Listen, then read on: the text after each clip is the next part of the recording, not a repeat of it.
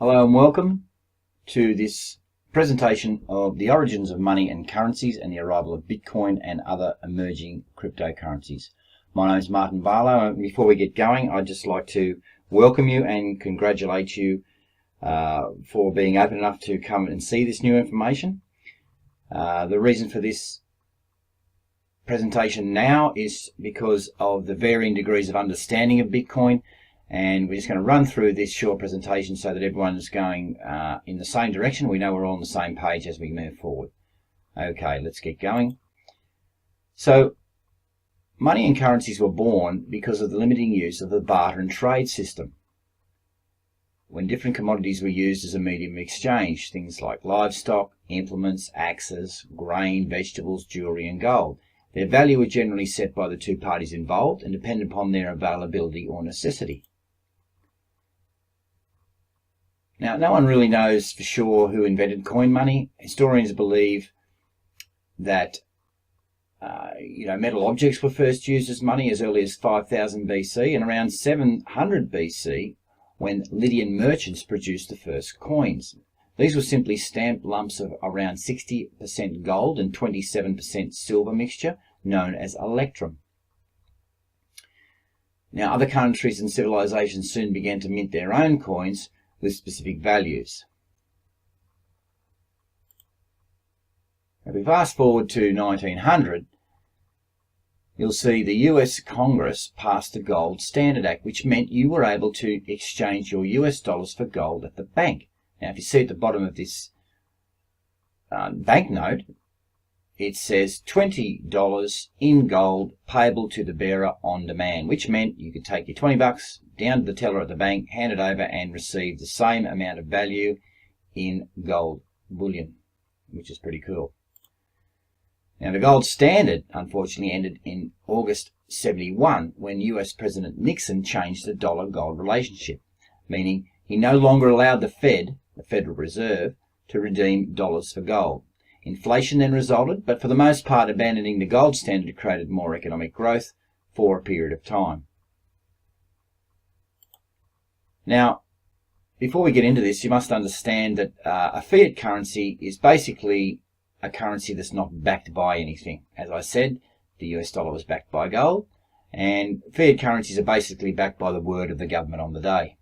So you can see the failure rate. There's been a few of them, more than this, but we'll just take, we'll go from 1919 in Germany's Papiermark. It failed, went to zero. In 72, the Chile's escudo. In 83, the Argentinian peso. In 85, Peru's sol. In 2008, the Zimbabwean dollar crashed to zero as well.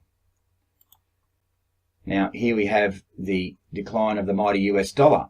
And you can see the purchasing power of the US dollar in 1900 was way up here, and we begin on this slippery slide all the way down to, well, back just in 2010. The purchasing power, the same amount is now down to 348. It's pretty sad and scary. So now what we have is the arrival of Bitcoin. Bitcoin is a new currency that was created in 2009 by an unknown person using the alias Satoshi Nakamoto. Now, transactions could then be made peer-to-peer with no middlemen, meaning no banks needed. Just on another note though, I wonder if you know that the US Federal Reserve is actually a privately owned entity with Rothschild and the central banking cartel.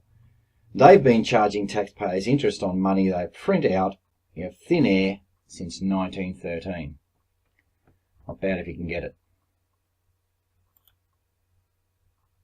So back to Bitcoin, and also in 2009, a guy named Christopher Koch was writing a thesis on encryption when he spent $27 to buy 5,000 Bitcoins. As of January this year, those same 5,000 Bitcoins at current market price of 11,000 per coin are worth around 56 million. Not a bad speculative investment, I think. So Bitcoin and other cryptocurrencies are here to stay, make no mistake. It's also important to note that cryptocurrencies didn't introduce the concept of digital money. Most money in circulation today is digital, and it's been that way for at least a couple of decades. financial instruments all exist as numbers in computers of private banks. Paper money and metal coins make up just a tiny fraction of all the money in circulation today. While credit card use is so widespread in certain parts of the world, actual cash is becoming a thing of the past. Now, blockchain technology underpins Bitcoin and all cryptos. Now, by design, the blockchain is a decentralized technology. A global network of computers uses blockchain technology to jointly manage a database that records Bitcoin transactions. That is, Bitcoin is managed by its network and not any one central authority, unlike the US Federal Reserve. Oops, sorry, back we go. Now here's the increasing value of Bitcoin over the years. So since 2015, start in January, it was worth $152 per coin. Year closing $430. In 2016, start of the year $357, closing $966. Last year, the start of last year, it opened at $755, and a lot of movement last year, and it closed at $13,880. It reopened again this year in January at 11,000, and who knows where it's going to end this year. But myself and associates believe that it's going to be anywhere between $50,000 and $100,000 per coin, in our opinion. Now, banks are investing in blockchain technology already. As we speak, they're putting this into place and they're working it all out because they know it's the way to go. They're looking at introducing it into their clearing and settlement, into payments, trade finance, identity, and syndicated loans. So what you're looking at is really a brand new financial system. And anything that's new, there's basically always three phases of any new trend. The first phase is the early adopters. The second phase is institutional investors come on board. And the third is the mass adoption of the public.